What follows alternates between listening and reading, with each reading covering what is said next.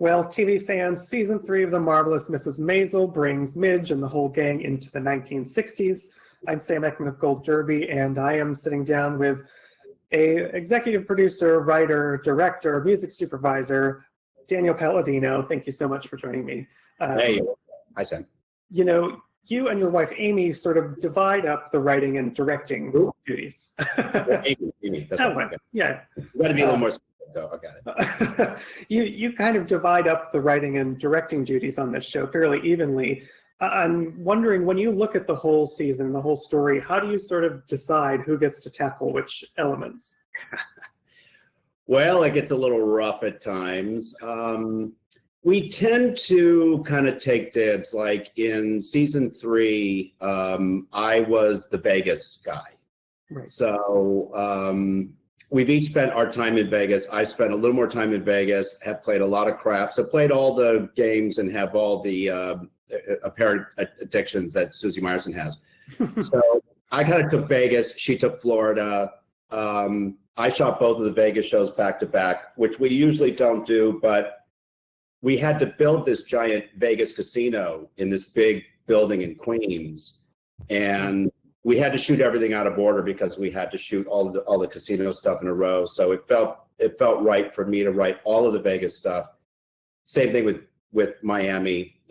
We went to Miami, shot all the Miami stuff at the same time over 2 episodes worth of stuff.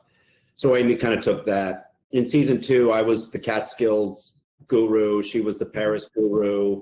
That being said, though, there's a lot of cross-pollination there with us, kind of working on everything together. But we tend to sort of divide up, and Vegas was kind of a natural one for me to take.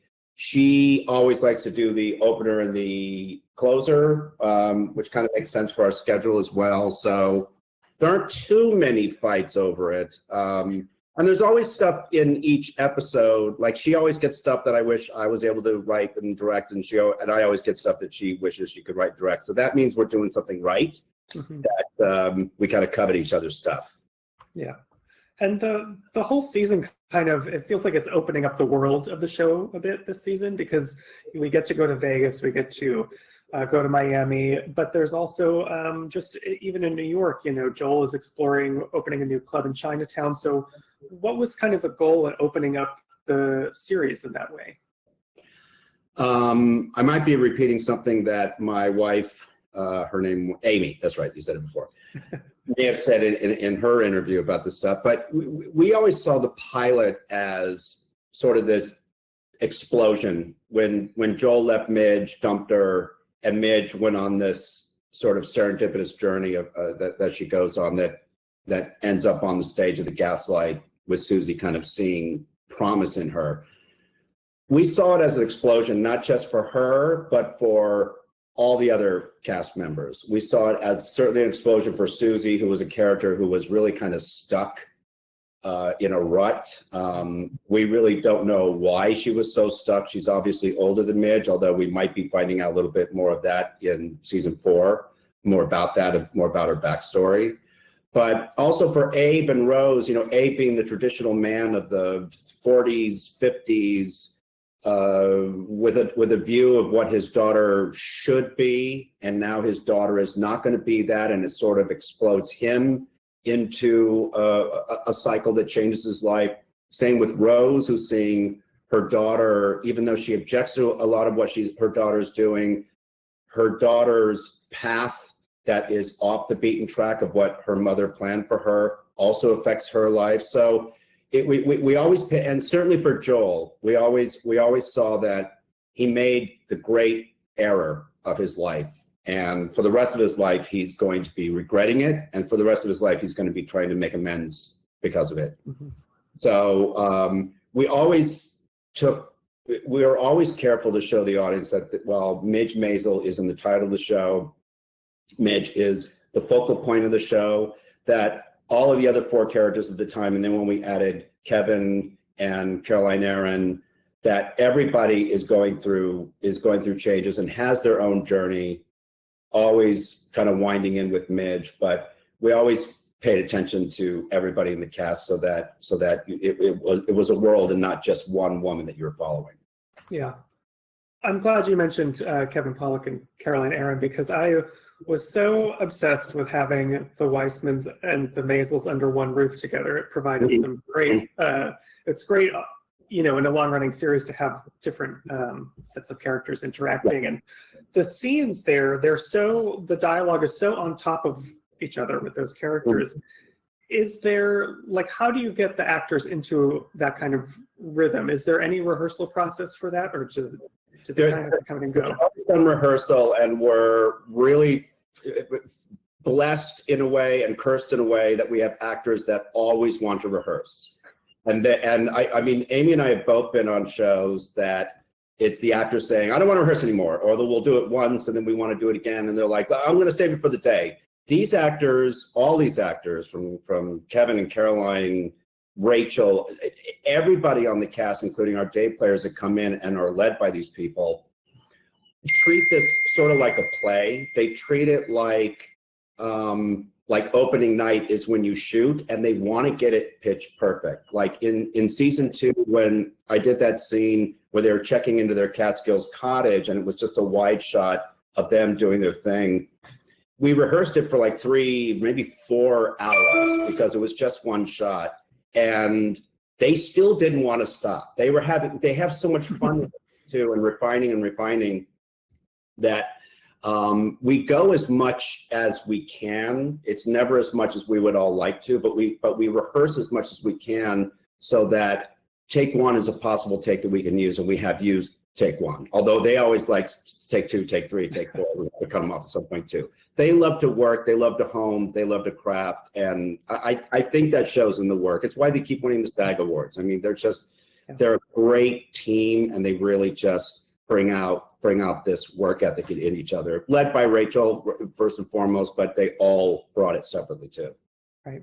Well, another actor, you were the Vegas guy, but you also were kind of the Jane Lynch guy this season too. You have to work with her quite more than past seasons. And I was wondering, how was it decided? How did you come up with Miss Julie as the play that she was going to work on? And is it difficult to kind of capture a performance within a performance, because she's giving a stage performance within a TV show? Yeah, we were. Is that me going bleep bleep? By the way, I don't know how to use it. I think so.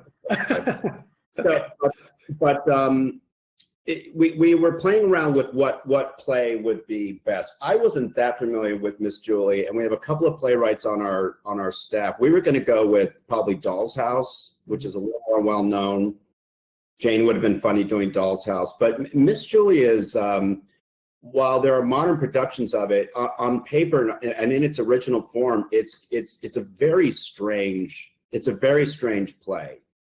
And I think because it was a little less known than Dollhouse, it just kind of felt like something that Stokely Leonard would think she is the one to crack. And it just gave us some natural lines, because everything they say in the play is Strindberg. It's not right. me.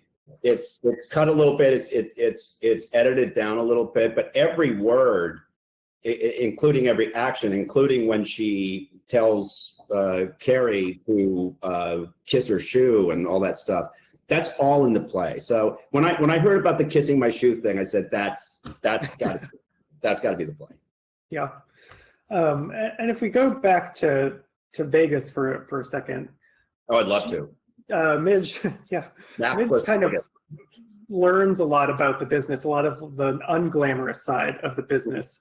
Was that, what was kind of the most important thing for you in bringing that character there, besides just the visual? Oh boy, my phone's ringing. I apologize for that. We wanted to show a couple of things. One thing we wanted to show was a comic like her having a really bad, awkward show in front of a big crowd, which every comic from Jerry Seinfeld to Joan Rivers to Moms Mabley has hit a large audience that they just cannot crack, and it happens all the time. I don't think it happens to Jerry Seinfeld anymore because he knows his audience, but it takes many years of practice. And we have several comics. We have playwrights and comics basically on our staff, and the scene I think that scene in particular where she went out with the weird hair and Happy Birthday was being sung, it really made them nervous and a little bit upset, which is great because they were all remembering sets like that they just could not control the crowd. They could not control a heckler. They could not control the noise. So that scene was important. And then we were just basically showing all that was a little bit about Midge and Wonderland. All of that was a little bit about Midge being the small person seeing what the big pond can be and is. So that's pretty much what Vegas gave us, and then we continued it over into Miami in the next shows. Yeah, and you mentioned kind of Joel's ongoing repentance for his actions, and while they're in Vegas, they end up drunkenly remarrying and spending a night together. There's always kind of this will they or won't they element, I think, to Midge and Joel. Do you ever plan on like coming down on one side of that, or do you see them kind of exploring new lives separate from one another? We don't know exactly where we're going, but we always saw them as no matter what relationships they have, whether they remarry other people, whether they remarry multiple other people. Midge is still in her late 20s and hasn't turned 30 yet.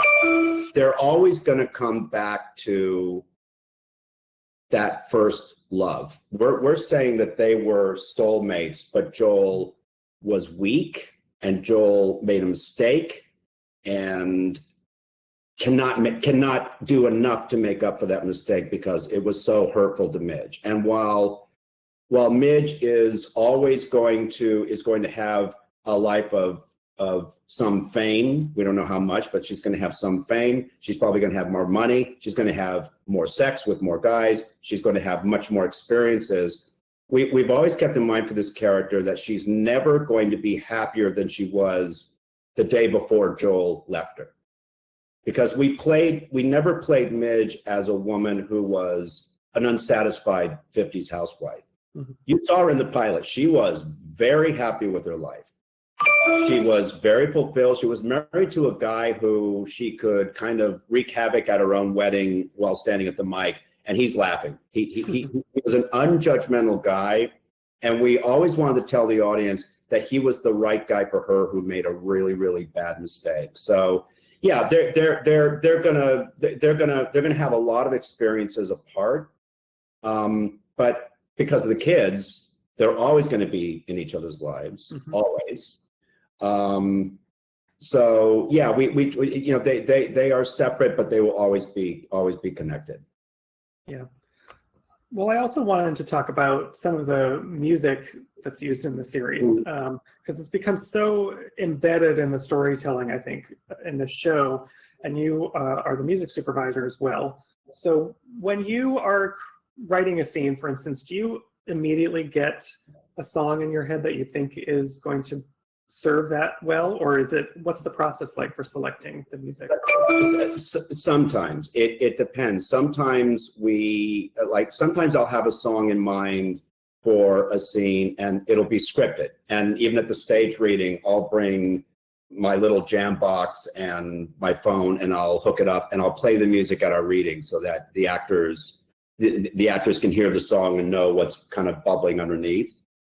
That's when our best use of music is always when it excitedly occurs to us and we put it in. We never change it after that. We have tougher songs that the ones we have to hunt for are sort of the painful ones. The ones we have to do actual work for are the painful ones. But sometimes a piece of music doesn't come to me until I'm in the editing bay and seeing the piece finally put together and getting the feel of what kind of song can go within a scene. So sometimes it's something from a show tune. It'll come back from my childhood of listening to a lot of show tunes and all that stuff. Sometimes it's a pop song of the time. And then we're always careful to pick the end credit song, although I think it gets cut off by the evil Amazon algorithm. but we put a lot of effort into that song too, because it always kind of goes forward in time. It's often from the 60s, 70s, 80s. That's kind of pointing to the world that Midge is headed towards. So yeah, so it really is kind of a mix. We always hope it pops up. I always hope it pops up into my head as I'm writing it, but it's not always. I'm not always as lucky as all that. Yeah. And in terms of the casting for the show, Liza Weil was brought back with a great role this season, who we had worked with in Gilmore Girls. And I'm just wondering, is there any other actors from your previous collaborations that you are looking to or wish you could bring into this show, or do you like keeping casts separate? We just today we did a Zoom writers room and we were talking about a role for an actor to be named that was on Gilmore Girls. We never want anything to feel like stunt casting. So when we bring Liza in is because Liza to us has always had a very, very special quality. We saw it like the first episode she was in. She just brings this unique kind of off-center. I don't think she knows what it is. We see it and can't quite describe it. And she's always very, very interesting to watch and to look at. An equally good actress isn't necessarily as interesting. She just has one of those interesting things. Like Alex, who we worked with a lot before. We always wanted to bring back Alex into something. We had never done something big with her. She was the original Suki in Gilmore Girls, but she had a contractual obligation elsewhere. We lost her. So we always had in mind, even though it was many years later, to use her. But we never wanted to feel like, oh, look, they're bringing in so-and-so. Isn't that fun? We want that so-and-so to have a role that they can disappear into. So it's not just stunt casting. That's why we try to, except when you're looking for someone like Sophie Lennon, who had to be someone like Jane Lynch. That person was not going to walk into a casting session. You had to find a real kind of eminent person who was tried and true. We tend to look for people that people don't know. It's a little more fun that we had some more famous people auditioning for Shy Baldwin. Leroy was a little less known, and for that reason, I think people really saw that character in him and had no grand preconception of what he was bringing to it, and we really did that. So yeah, but Liza she has a special quality. I think she's kind of grandfathered in, like anything she does, she's contractually obligated to work for us at some point. It's in the contract. Well, it works out well. Before I let you go, I wanted to talk, since we cover all things awards-based here at Gold Derby. Sadly, Gilmore Girls didn't break into comedy series Emmy, but however, now we're living in this age of, so much content is produced for television and streaming, and Mrs. Maisel really has been embraced by the Emmys. So what does it feel like in this age of so much other content to be cited in the best comedy series? I can tell you that when Amy first pitched this idea at this table that I'm sitting at, we were standing there, I was sitting there, and she said, I had this idea I was going to pitch to a few places, that it's like a stand-up, like a woman who's very happy 50s housewife, and her husband dumps her, and she kind of transfers into something she had never thought about before, stand-up comedy. There was some, I kind of screwed up the pitch, but there was something about, but it was sort of that short. It just felt like a really meaty idea. Like when she told me that, I could see the world, even though the characters had not been developed, like Susie Myers and all that stuff. But I can tell you that we never did this thinking, oh, we're going to get awards. I think that's it's a degrading way to look at life. I mean, you really shouldn't look at it that way. It should be something that comes it comes from the people who are appreciating it. It comes from sort of the super delegate audience that gets to vote for the Emmys, but there's still audience for us. So no, we never thought about that. We know a lot of writers and producers who really do think about that, and we don't think that way. That being said, though, it was shocking. It was actually quite shocking, like the first time. Like we always felt, I know that Amy had to have talked about Lauren Graham, That's our heartbreak. While it would have been nice to writing, directing, all this stuff, Lauren was the gateway. Like Lauren was doing work that we knew was like really, really special, really connecting, and something that was probably going to be appreciated years down the line, which is we still have tons of people that always come up to us about Gilmore Girls, and they come to us on the subway, they come to us on the streets. But yeah, it's really nice to get that recognition. And I know when you think about 580 scripted shows and all that, the odds are kind of staggering. So we were really, really pleased to be nominated. It was really nice just to be sort of acknowledged in that group. And then to win the few awards that we've won has been shocking and fun. And we love when our actors win. So when Luke Kirby won and when Jane won, it just means we didn't screw it up. When Jane comes on the show, if it's not acknowledged, then you probably haven't really. It's not going to be her fault. It's going to be our fault. So it's very validating for us, for our actors, because they're on the front. They're on the front line for us.